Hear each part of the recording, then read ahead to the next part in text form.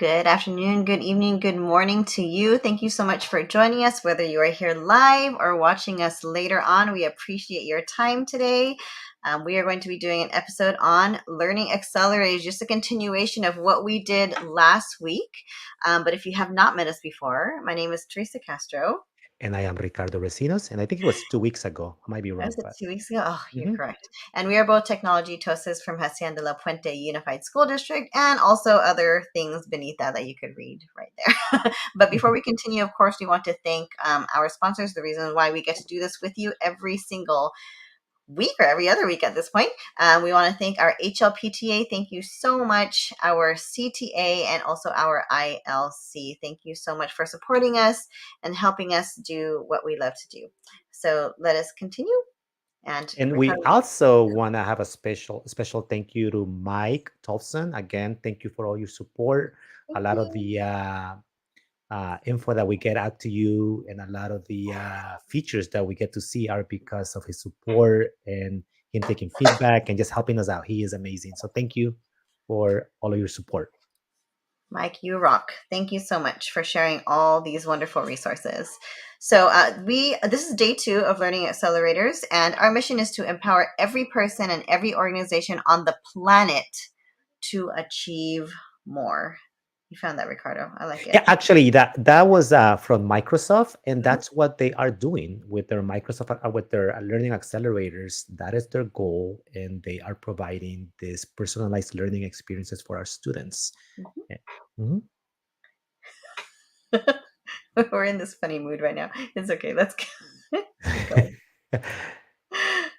All right. So last 2 weeks ago in our last episode, we were talking about what learning accelerators are. So we're not going to repeat everything, but we're going to talk about them a little bit just to catch you up in case you didn't catch that episode. So we're going to talk about what they are, why we need them, and how we can actually use them in the classroom and outside of the classroom as well.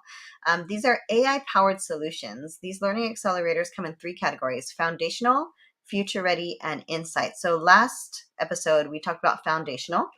And then today we are going to be talking about future ready, and hopefully we have some time to touch some insights, but if not, we'll make sure to come back to that. All right, so a little bit of review from last week. Learning Accelerators, it's a new category of learning tools. It's included in Microsoft 365 for education. It's to streamline the creation, review, and analysis of practice assignments while providing students real-time coaching along the way for them to catch up, keep up, and get ahead. Wow, that was a lot of words. So in a nutshell, learning accelerators is just a way for the students for you to assign things to students, but a way for them to practice it independently to accelerate that learning. And we'll show you exactly what that means in a Yeah, moment. and as we were talking about part one, we talked about how personalized, independent, and engaging learning now. It's Mhm. the research says that that's the way our students learn with the Yep. moderator, that teacher, right? And you're gonna hear AI a lot today. Not the AI the way we've been talking about it lately, but AI behind the scenes, right? AI as the coach, AI as the machine that is looking at the data and supporting our students, right? So if we can take AI and use it responsibly, hopefully we can impact our students' learning. Yes. So this is a bit of review too. So why learning accelerators, right? A lot of our teachers are saying, I don't have time. I can't reach them all. I have too much on my plate. And that was easy to talk about last week when we were talking about reading and math and things. But now we're going to be talking about, we haven't announced it yet, but we're going to be talking about search coach and speaker coach and things like that. And it's hard you want your kids to be able to practice the speaking and how to search, but it's hard to do when everyone's all in the same room. You want them to practice one at a time, and it takes so long. And with these tools, your students will be able to practice independently, simultaneously, and get the feedback that they need. And we'll demonstrate that for you. Yeah, as a Spanish teacher, it was always like, how do I make my 40 students in class speak at the same time, right? I never had the time, right? A tool like this allows to do that. It's pretty incredible. And for our students too, I can't focus, I'm bored, I can't read. And the great thing about learning accelerators, all of them actually, is that they're actually really fun to do. It's kind of feels like it's a game. And we've asked students who've used them, and they're like, "No, it's fun. I love it." And they love hearing themselves read, hearing themselves practice speaking, and then seeing that instant feedback. It's like playing a game, and they really enjoy it. So very engaging. Engaging, personalized, and independent. Pretty Mhm. incredible. So Again, so for students, it's real time coaching. They don't have to wait for your feedback to move on to the next step. They can practice with these coaches independently while you are walking around helping other students, working with groups in the back. It's inclusive by design. So every student is working at their own pace and at their own level. And for the educator, it saves time. You don't have to sit there one by one with every student. You can actually, they can do it all at once and you can get that data instantly, right? Actionable insights so that you know how to move forward with your lesson for the day. So pretty amazing. Here we go. So jumpstart career success. So we're going to be talking about the foundational, no, not foundational skills. I'm sorry, future ready today. I'm still stuck on the last episode. So we're going to be talking about search coach, search progress, speaker coach, and talk a little bit about speaker progress as well. So these are great skills that they need for the future, of course, in their education, but to prepare them for what they need when they leave us, right? So we're going to be going over those today. And so we're going to start with speaker coach, and we're going to talk about why is this so important? Why is it so important for our kids to be able to know how to speak publicly, right? We want to help them improve their speaking skills and to overcome barriers such as level, language challenges. It's engaging and meeting students where they are. We want to tap into their digital skills, and it's also fun. So once you see the activity, you'll get why it seems fun for our kids. But this is a funny. Can I read this one, Ricardo? Sure, yes. It says right here, according to most studies, people's number one fear is public speaking. Number two is death.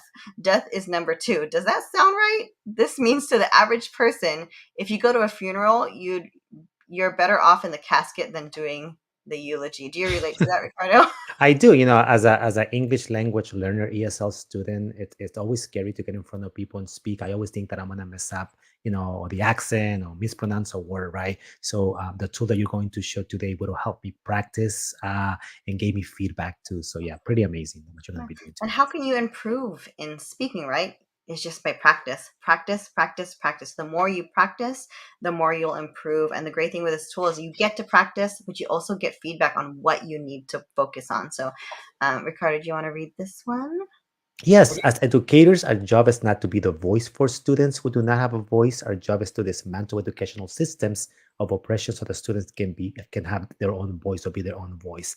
And this resonates for us. I know this is like in the core of what we do, right? We want our students to empower themselves by finding their voice. And how do they do it? If they don't practice speaking, if they don't uh, do it over and over and over, they never find their voice. And these tools allow them for that. Yes. So we want to be their voice, but more importantly, we want them to find their voices, right? Definitely. All right, so in we're going to be going over speaker coach in PowerPoint, and what we might not have time to get into the one in Teams, but we'll definitely show you in PowerPoint how to do this, because if you have PowerPoint, you already have it. I'm sure you're going to want to try it as soon as you see what it can do. And it is coming Okay, to Teams thank too. you. So it is coming to Teams too. Yeah, we're getting a lot of love. All right. Did you want to talk about this, Ricardo? Right. Speaker progress in Teams, basically the same technology that Teresa is going to showcase today inside of PowerPoint. You're going to see it inside of Teams where that coach is part of the assignment and you're able to basically assign something for our students and you can see how they complete it with their speaking and they get feedback. And we won't be able to show you this today, but it's coming. You'll It's get you'll get, coming. you'll get an idea. Mhm. Yeah, so we have loved Speaker Coach for a while, but now having the ability to get that data back for the teachers, that's pretty powerful instead of just taking screenshots, which is what we've been doing the last few years, right? Just asking for screenshots from the kids. All right, so Speaker Progress and Speaker Coach, and develop confident presenters with tools that help reduce student anxiety and provide real-time coaching. So you know how stressful it is for anyone, especially students, to stand in front of the classroom. Now this allows them to practice without that fear because they're just practicing on their own with their computers. So this is 96% of businesses identify communication skills as essential, but only 42% of workers are proficient in this skill. You could think of, the company you work for or your friends that you have, how many of them are actually pretty skilled at speaking publicly? Yeah, and I can tell you that I've seen one of our teachers in her Avid class actually use Speaker Coach, and she said that Mhm. it's been wonderful for our Avid students to get out there and prepare for the future as they. Yeah. Not And just I'll just admit, when thinking. we have these big presentations coming, I'll use it to practice as well, so that I don't have to bug Ricardo to listen to me practice presenting over and over. All right, so real time coaching. So as soon as the students are done, they don't need to wait for you. They get the data back right away in real time, so they could see how they did. They can either move on, or they could see it and be like, I can improve on that and do it again. So that's pretty cool. So let's continue. Like we said, inclusive by design. So go ahead and move on to the next one. Mhm. Oh, okay, there you go. So you get your insights back. So every student, again, is working on their own skill. So you could have students who are working on their pace. Other students are working on trying to get rid of those fillers, so reaching Um, them where they are, right? So mm. let's continue. Are you making fun of me? No, I keep Save. saying I because I know, do that I all can the hear time. you. Save educator time. So again, instead of listening to your students, it's important that you listen to your students speak and give them your feedback. But instead of listening to every single one of them over and over, you can have them practice here before they come and speak for you or speak for the class. Okay. Actionable insights. So they'll know exactly what they need to work on for the next one. And we've had teachers have their kids, they do it first, and then they'll take a screenshot, and then they'll do it again, and they want to see improvement by the next one. But now with speaker progress coming, or is it speaker? Yeah, speaker progress coming, you'll be able to see that data. You won't need that. But that's what our teachers have been doing. Mhm. Let's continue. And we're also going to be looking at search coach, empowering students to think critically and search with confidence, right? That's a great, great, great skill that we need to teach our students. Just to give you an idea what that is, I won't play the whole video, but I'll play part of it, Teresa. Mhm. About a minute.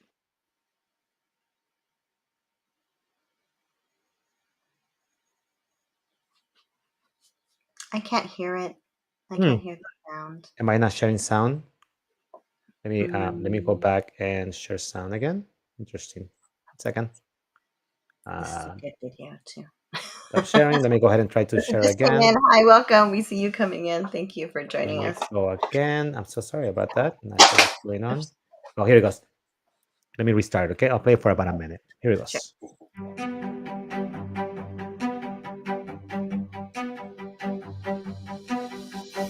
You come in as a high school teacher thinking that students have that ability to figure out if sources are credible, but in reality, even at the high school level, they'll pretty much just select what's at the top. It's really hard to tell which thing is credible enough to put it in a school project because you have to go through so many websites to be able to find that specific website that has all the details and everything and is credible. Does this pass the domain test? Does this pass this test? This, going through my list. We didn't have any tools for knowing besides the tips that I teach them. Yeah, when do our students actually learn these digital literacy skills, right? To understand how to form effective queries, right? Or identify resources that are reliable, right? So this is what this tool does for them. And yes, obviously, as educators, we try to develop our students into well-informed global citizens.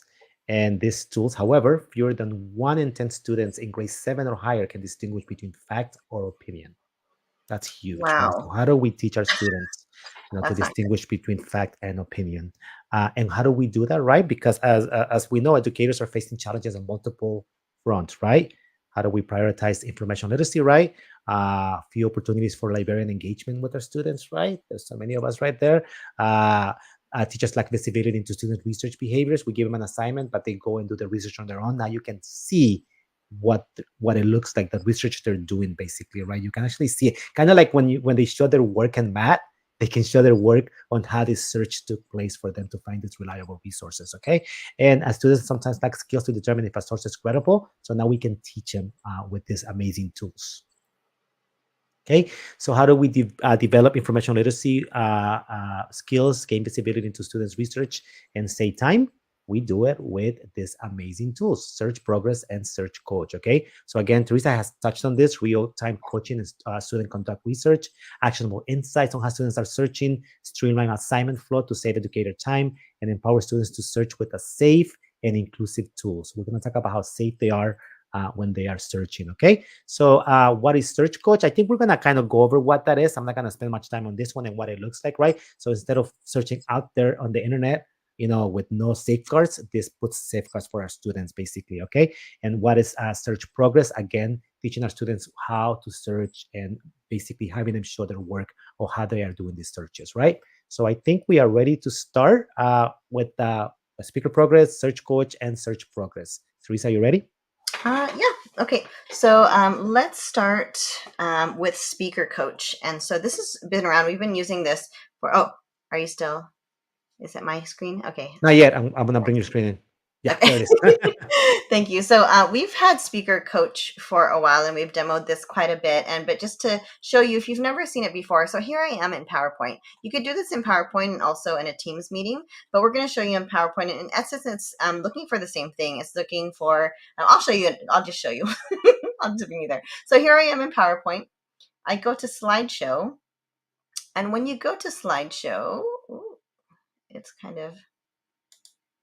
Oh, there it is. Okay. So it might look a little bit different for you. Sometimes it's showing flat, sometimes over here. So rehearse with coach. And I know we're calling it speaker coach, but that's what we're talking about right now. So if you click on this little drop down, you also have the option of doing body language. So let me talk to you a little bit about what it's doing. So you're going to present, and while you're presenting, this is actually checking for your pace. So how fast you're going. It's checking for fillers. When we present, a lot of us say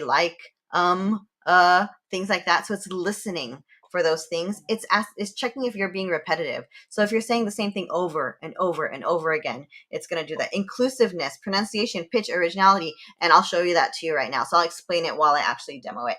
And now there's one that's for body language. So it checks to see if, some kids have a habit, if they go in the front, they're like presenting like that. And so it'll catch them on things like that. So let's go ahead and try it instead of explain it. So here I am in a presentation that one of our students made. I have reading coach with body language turned on. So I'm going to cross my fingers that this works properly. And if not, Ricardo, you're going to let me know. All right. So I'm going to click to start. Here we go. So we're about to begin, and here it is on the right, start rehearsing. So at this bottom, look at this. It says show real-time feedback. If I click that, then while I'm actually rehearsing, it's going to give me feedback on the spot. And some kids like that. They're like, okay, it's telling me my pace. I'm going to fix it right now. But some kids are like, no, that's totally distracting. I just want to see the data when it's done. So if it's distracting for them, turn that off. And then you won't get the feedback until you're finished speaking. Okay, so I'm going to keep it on so you can actually see what it's doing. So I'm going to start rehearsing. So here I am on another camera right here. So I'm going to start talking, and I could be talking super fast right now to see if you understand me, but it says right here, try speaking a bit slower. There we go. It's already catching the fillers. So I just did it again. And then what makes a person a hero? So I'm just going to pretend to actually present this right now. And then I can go through here. And so it also checks on something called inclusiveness. So I might be saying, you guys, and that might not be very inclusive for everybody. So they might catch something like that if I'm saying things like that. What else? I do use a lot.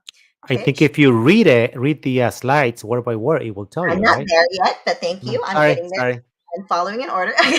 And so also pitch. So if I'm saying something really high like this, it might tell me to vary my pitch. Try not to use, it's catching me on my fillers. But if you've ever watched the movie, when someone is talking like a robot like that, so I could say Sally Ride is a hero because she was the first woman to go into outer space. And it says, try to avoid reading the slides. So that's what Ricardo was talking about, originality. Are you reading from slides? So students should know their content enough that they could speak without reading the slides. Okay, so pronunciation. It's also doing pronunciation. I don't know if it'll catch this, but I'll say Sally Ride is a Hiri because she was the first woman to go into outer space. We'll see. I'm not sure if it will catch that, but I try to avoid reading the slides. Here we go again. So let me just demonstrate to you body language before I continue. We'll ignore that it keeps catching my fillers because that's really Here it is. something. It told you mispronounced woman. It did? Mm-hmm. All right. So body language, eye contact. So if I'm presenting and I'm looking the wrong way, is it showing? Because I can't look at it. It is. It's doing eye contact. So it's telling me I should have eye contact. Also a clear view. So if I'm presenting and I'm doing this, then I'm not sure, but it might kind of catch me not in the right position. Oh, I mispronounced. There you go. Mhm. And distance also. So if I'm too far, it might say Move closer to the screen. It move did. closer to the screen. So distance as well. So it's pretty amazing what it's doing right now. But I'm going to go ahead and stop so you can see what it looks like. So I'm going to escape. Is there anything else I missed, Ricardo, before I stop it? No, I I think think I you got got it all. The almost report's going to be everything. amazing. All right, here we go. All right, wow, look at this amazing data. So I talked for about 2 minutes and 30 seconds. Wow, that was a long time, Ricardo. You let me go too long. I covered 2 slides. My pace was 142, so my pace is just right. So pretty good. If I talk too fast, it would let me know. My average pace over time. So it let me know how I did through the 2 minutes. Fillers, so it says to sound more polished and confident, try to avoid using fillers. So your students would know, okay, yeah, I do say that a lot. And so maybe on the next one, their one goal will be just to try their best not to say too many times, right? Repetitive language, I use the word also a lot, which I didn't do on purpose. So I guess I actually do that. Pronunciation, I said woman wrong and something wrong. And it also has practice. This is why it's the coach. I could actually practice. I could listen and I could slow it down and actually practice it to say it correctly. So just think about your language learners. If they're using this and it's telling them, okay, here's how you say it. Now on the next time we're going to do it better. So inclusiveness, I did pretty good. It didn't catch me when I said that. My pitch right There it here. is. Low pitch will make my audience lose interest. Try increasing the tone for my key points. And this one is really cool. So look at body language. So eye contact. I'm going to click on that and look what happens. So it shows me an example when I'm not doing what I'm supposed to do. I'm facing away, and it shows me an example of when I'm actually facing the right way, which is cool. And it said clear view. It didn't catch me covering my face, but it usually does. Distance, again, it shows me when I'm too far or too close, and then this one is where I'm good. So that's, how clear is that for our students to, because we tell them like, do better, have good distance, body language, but we have to be explicit. And how much more explicit can it be? It's actually showing them examples right here. So originality, try to avoid simply reading the slides, and then it tells me which slide I was on where I was reading straight from the slide. So if I went through my whole presentation, it would show me which slides I need to study up on so I'm not reading straight. That's pretty amazing, right? So before we used to ask teachers, they would ask their students to take a screenshot of this and turn it in. But now hopefully soon when speaker progress comes along, they'll be able to see that data so they could work on that with their classes. It's pretty cool, right? So in essence, that's the same thing inside of Teams. When you go in there, it will do these same things, and you will get the data back for that as well. Am I good, Ricardo? That was amazing. So if I was to say, let me show you really fast over and over, would it like catch that? Yeah. Okay, interesting. Good feedback. Very good feedback. Okay, we're gonna move on to Search Coach now, and Search Coach is actually inside of Teams. So I am now inside of Teams right now, and it is available inside of any Teams for educators to install. So I'm going to go into a team right now that does not have Search Coach in there. So let me go ahead and go into, you know what, let me go into this class right here. Okay, I think this will be one that I am a teacher. So notice that right now it's not there. I can go to the top over here in the team and I can click on the plus sign and I can say, look, it automatically puts it on top. But if you didn't see it, you will just type Search Coach up here and you will find it. And I'm going to click on it. It is going to say, do you want to add this? So here is Search Coach. And what is it basically? It's basically going to help our students develop informational literacy skills by forming effective queries, teaching them how to form effective queries, and also identifying reliable resources, okay? So our students are going to get better at finding information by teaching them how to search effectively, how to pick trustworthy resources or sources, right? And students can practice these skills inside of a free ad environment, okay? So I'm going to add it. So it says no ads, right? Reliability and trust rating, search tips, and so on and so on. So I'm going to add it, okay? So sometimes I get this error. I have to do it twice. So let me go to another team so you can see what it's going to look like, okay? So I have it added to this team already. So I'm going to click on it. Here's Search Coach. And it's going to open. And notice that it's going to say, make Search Coach perfect fit for your class by changing the background, okay? So we'll go over all of that, okay? So just to give you an idea, the first thing that I want to do in here is here's my Search Coach, and I can actually click on it, and I can say expand tab.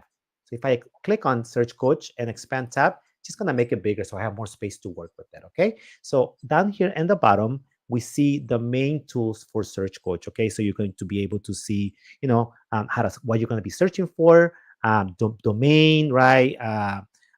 File type, date range, operators, and fact check is in here too. Okay. And every day is going to give you a tip of the day. It's going to be different every time. Okay. But before we touch on all of these different tools over here, I want to go to the top and I want you to see that over here we have class settings.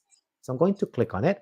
And notice that I can change the background of my Search Coach. Okay. So maybe I want to have it look like this. Okay. And I'm going to apply. I'll come back to the filters in a second, but I'm going to apply. So now my Search Coach changed, the background changed a little bit. Okay. So let's go ahead and look at it and see what the tools we have in here. Okay. So Microsoft has a lot of resources for Search Coach out there. In a second, when I'm done with this part, I will go ahead and put all of these resources for you on the chat so you can have access to how to use it and different more information on what it is. But let's go ahead and start. Okay, let's go on the basic operation of it. So let's start with a simple query. Okay, so I'm going to ask this question and let's see what opinion Teresa has. Is New York pizza better than Chicago pizza? Oh, Chicago pizza is not real pizza. Whoa. Okay, misinformation all over the place, right? So notice that I'm going to put that there right now, okay? And let's go ahead and click. So notice what it did. It was very interesting. The tip that it gave me right here, searches that use comparison or language like better than can result in opinions instead of facts. So already teaching our students, right, that when you use this type of words, when you search, right, it might give you the wrong information. So I wanted you to see that, okay? Or biased information. Or biased information too, right? What you said, opinions rather than facts. For example, is sugar good for you? Contains the phrase sugar good for you. That means that your results might include sugar is good for you and health, that might be biased, right? So you have to be careful. So our students are already learning, right? So let's start first as we go through all of the different tools. Let's start by using domain. So notice that over here, I have the ability to search all of the domains, right? Or I can select if I may just want to do like .com, right? Or .org, right? And sometimes we teach our students, right? You know what? .org usually is safe, right? Because it's a nonprofit. But and honestly, there's been some cases where this .org have been labeled or have been found to have bias. Okay, so we have to teach our students all of that. Okay, so let's say that I was actually doing a search. So I'm gonna come in here and let's do the search for ChatGPT. Okay, and notice that I'm going to search for ChatGPT and I'm only gonna use our .gov. And notice how it added .gov over here on top, right? As I did that, so it's going to show that in .edu. So it's only going to look at those safe platforms, right? .gov and .edu. And now if I click, it's going to give me all the results, no ads, right? It's a safe filter when we're searching, and it does something really amazing, okay? Microsoft has partnered with NewsGuard, and it gives it a reliability report. So when I click on this particular, the role of GPT, if I click on NewsGuard, notice it's going to say, we base our score on credibility and transparency. And I can tell you that this particular site does a good job with all of these different items. It doesn't regularly correct or clarify errors, right? And the site provides names of content creators along with either contact or biographical information. But overall, it has 82.5%. Okay, so as our students are learning, they can kind of be like, likely trustworthy. Okay, maybe I'll be able to use it, right? But if it's like not trustworthy, it will tell the kids based on the reliability from NewsGuard. So pretty incredible tool to have. I notice this one, 100% NewsGuard trustworthy. So definitely this will be something that our kids could feel safe using as they're doing their research. Okay, so pretty amazing tool, right? When we have the ability to do that. Let's say that I was looking for, I don't know, let's look for climate change in, I don't know, in Brazil, right? And I can go to domain and I can say, you know what? I only want to use sites or search from Brazil. So now I'm getting information that is only from Brazil. So if I go and click search, everything that is in my search came from a website that was cited in Brazil. Does that make sense? So I could have added like, US, I could have added other countries and so on, right? So it automatically does that. Okay, so pretty incredible. One of my favorite tools in here is file type. Let's say that I was doing a research on Martin Luther King, and I only wanted to find PDFs. I can click on it and I can search, and now it's only going to give me PDFs about Martin Luther King. Or if I was trying to use PowerPoints or docs, I could click on those and it would only find that for me. Okay, let's say that the baseball World Series just took place, right?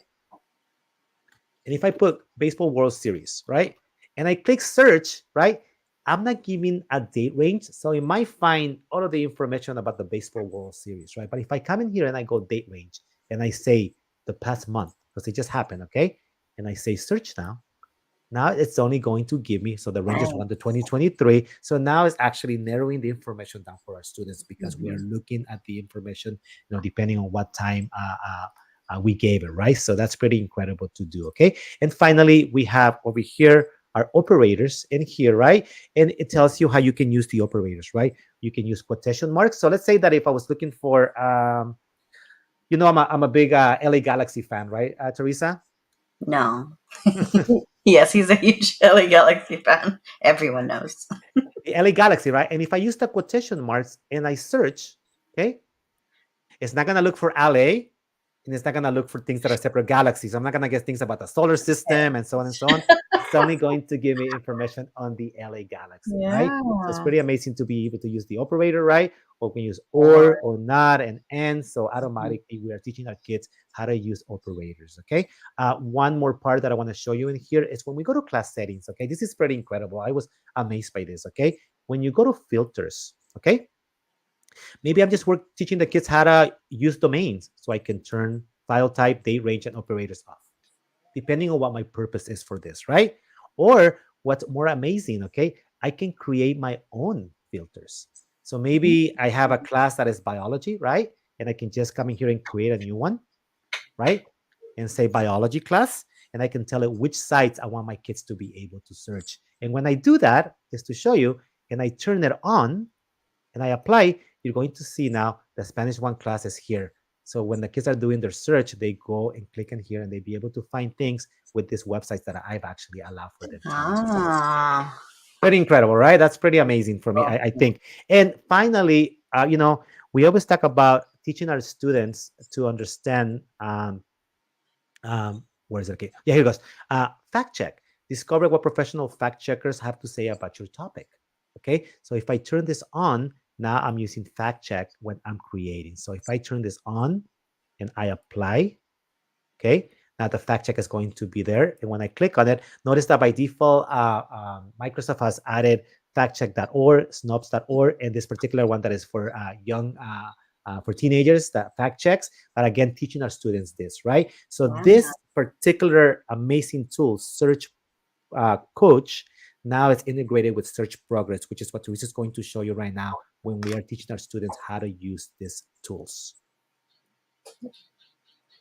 Right now, are you ready? Yeah, I'm ready. All right, so I need to share my screen because I had to move screens, remember? I'll remove mine. Go ahead. Okay, give me a second just to switch over. All right.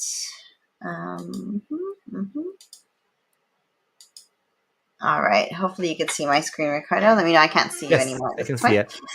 All right, so here I am. I'm going to actually assign Ricardo a search progress assignment. So here I am in my Teams, and I'm in assignments. So I'm just going to create a new assignment.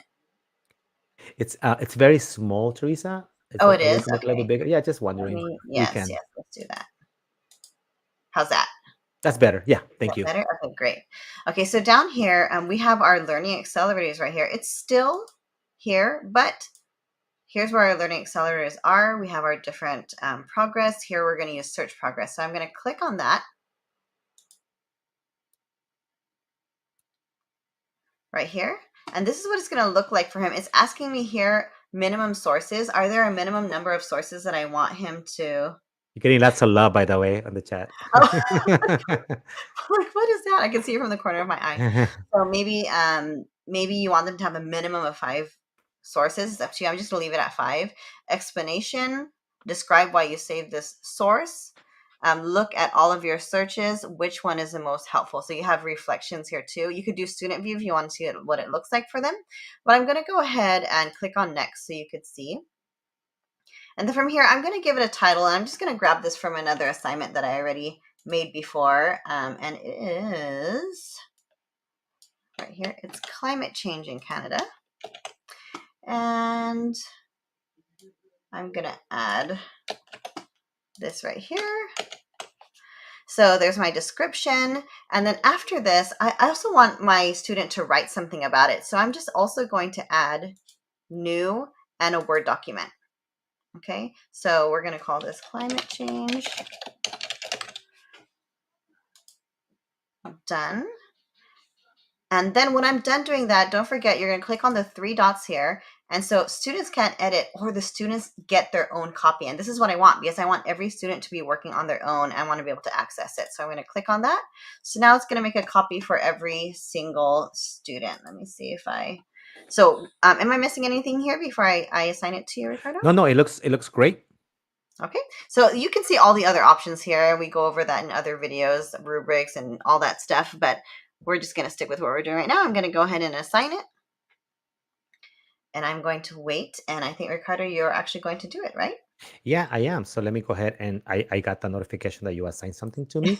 Think about this, okay? This search progress tool that Teresa is using is going to help our students identify the credibility of sources, right? And also search more effectively, okay? Teresa is going to be able to see how I did my search. So I'm going to go into the class that I'm a student in, okay? And notice that I can see the assignment right here, view assignment. So I'm going to go in there, okay? And I think I mentioned this before. This assignment is right here for me, climate change in Canada. Right, I have the instructions in here, and obviously I'm not writing my essay yet because I'm gonna do my search progress yet. So I'm going to go in there, and I'm going to click on it.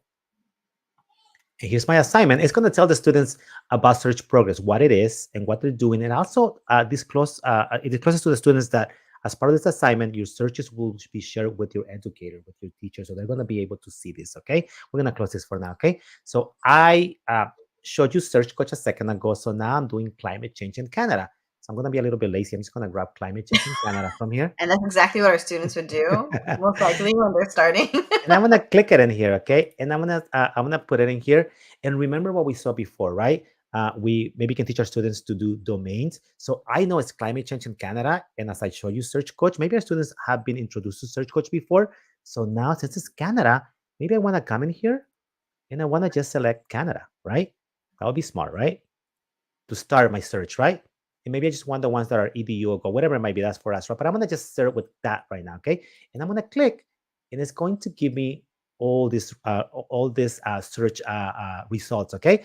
Remember we talked about news card a little while ago. So I come in here and I'm like, you know what? My teacher has taught me that news card tells me credibility and transparency. So I think this is 100%.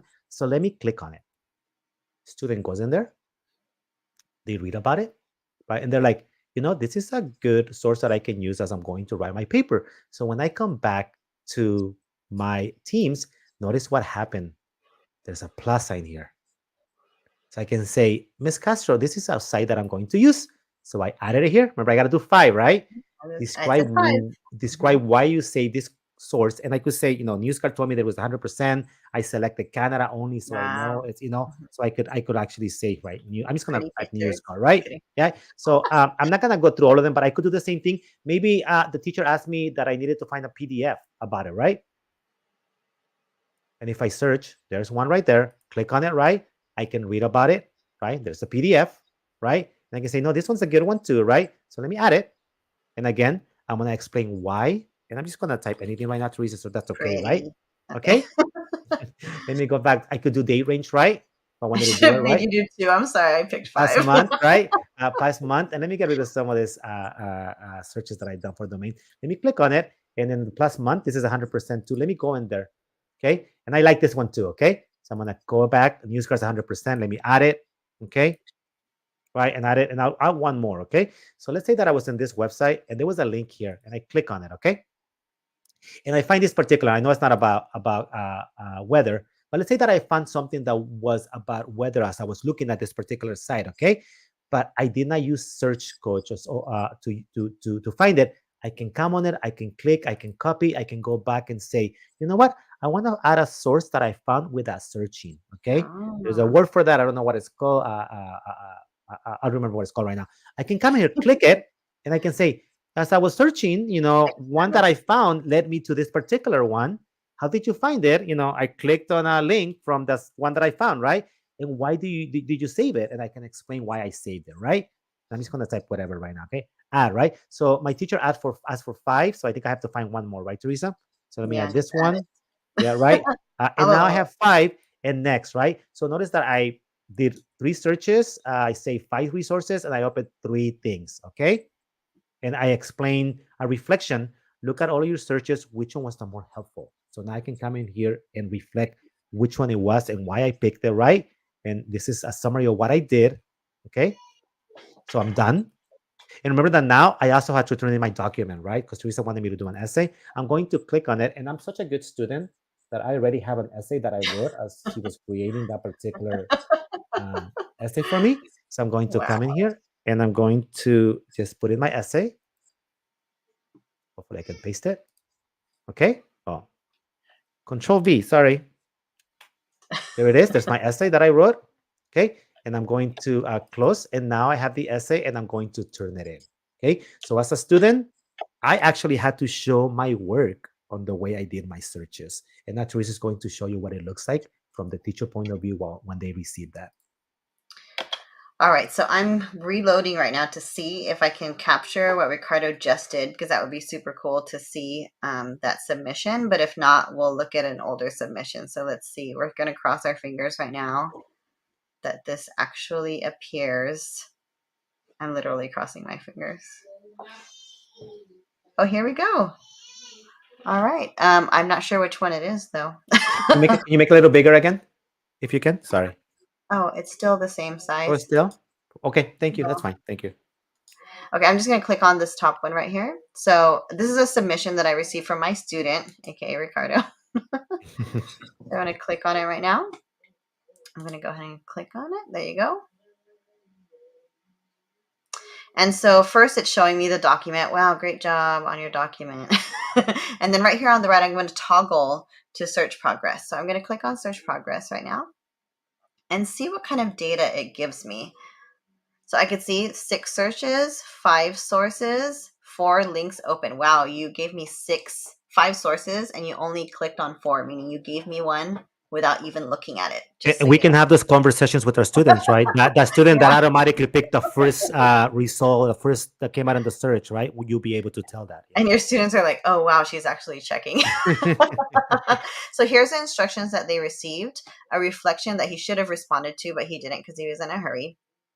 And it showed me how many websites. So here are the different searches that he did, all the different filters that he used, open websites, and which ones were saved and which ones were submitted to me.